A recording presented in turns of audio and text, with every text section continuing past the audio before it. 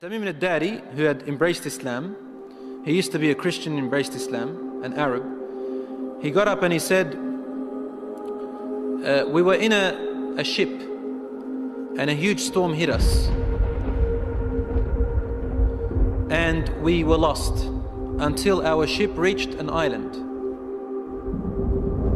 We entered the island. He says, a beast came to us on this island.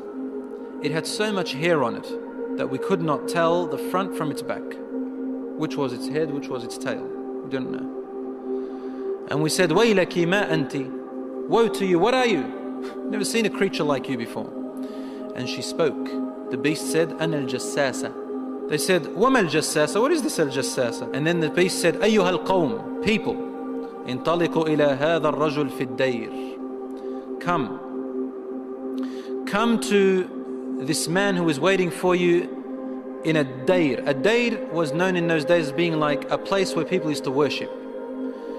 And he said, there is a man who is waiting for your news anxiously. They said, we ran away from the beast immediately thinking it was a jinn. We entered this hut that was set for worship. And suddenly we saw in front of us a person, a man who was the biggest in build that we have yet to have seen. His arms were wrapped to his neck with chains like this. And his head and arms were also chained together to his knees, to his legs, like this. So he can just look up, and he's chained up really well, couldn't move. We said, what are you? And he said, you are able to hurt me because I'm chained up. So it's my right to ask, who are you first? They said, very well.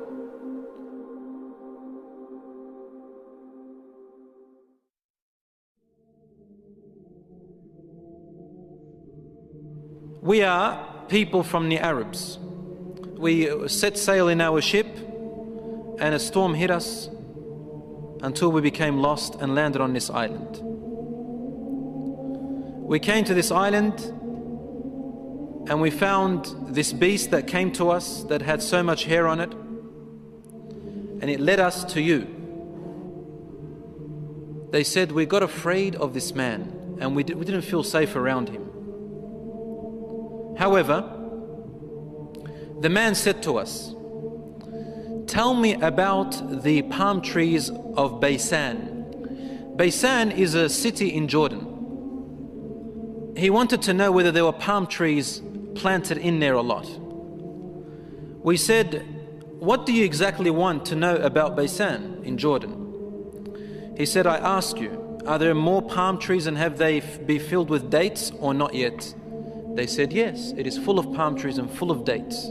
More than many other places in what we know. He said, soon its palm trees and dates will become scarce. Will no longer give fruits.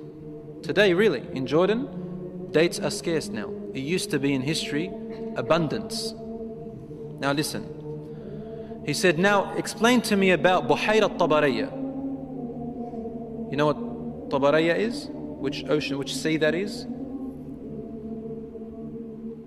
Okay, the Tabariyya Sea.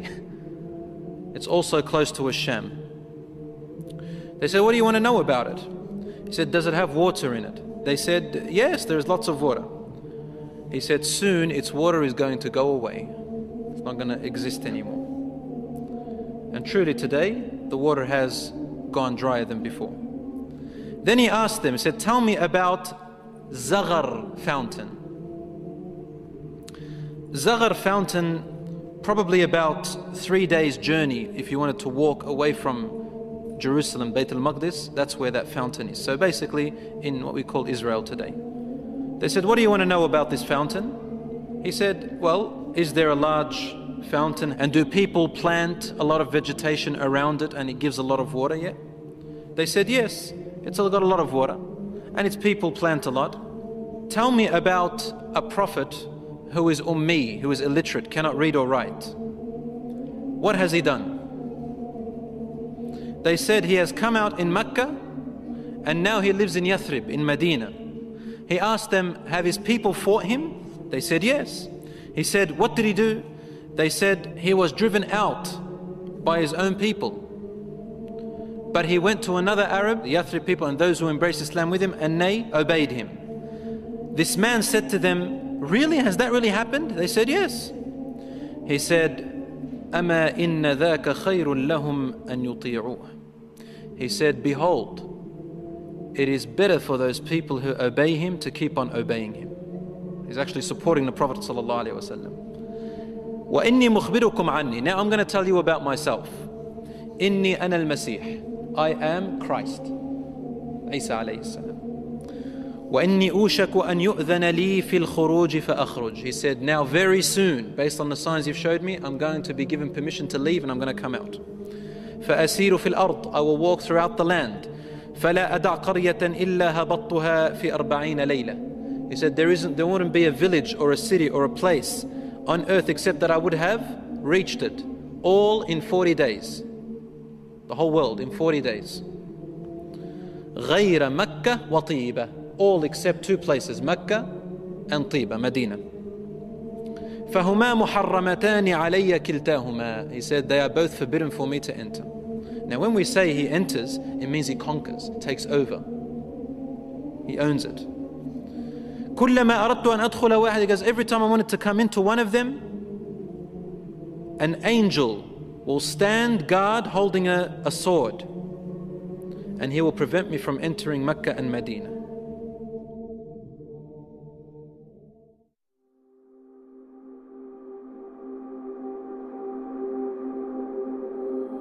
Rasul sallallahu alayhi wasallam started grabbing his stick and sort of he put it close to his hip, sallallahu alayhi wasallam, and then he began to bang, to hit the ground with it like this. But he was sort of tense, sallallahu alayhi wasallam. Something very important. He was really tense about it, and he hit the floor and he said, "Ala hadhihi tiba." Behold, everyone, this is Tiba. Meaning he's pointing, this is Medina. He's in Medina, he's saying, this is Tiba, which you are in right now.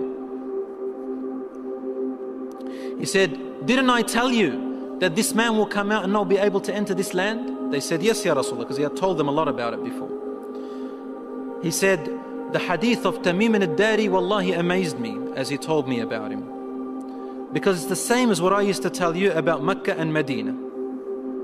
Behold, Dajjal is somewhere in near the oceans, in one of on an island somewhere towards the east of Medina, somewhere there, he said, in one of those oceans. Min qibal al-mashriq ma hu, towards the east somewhere.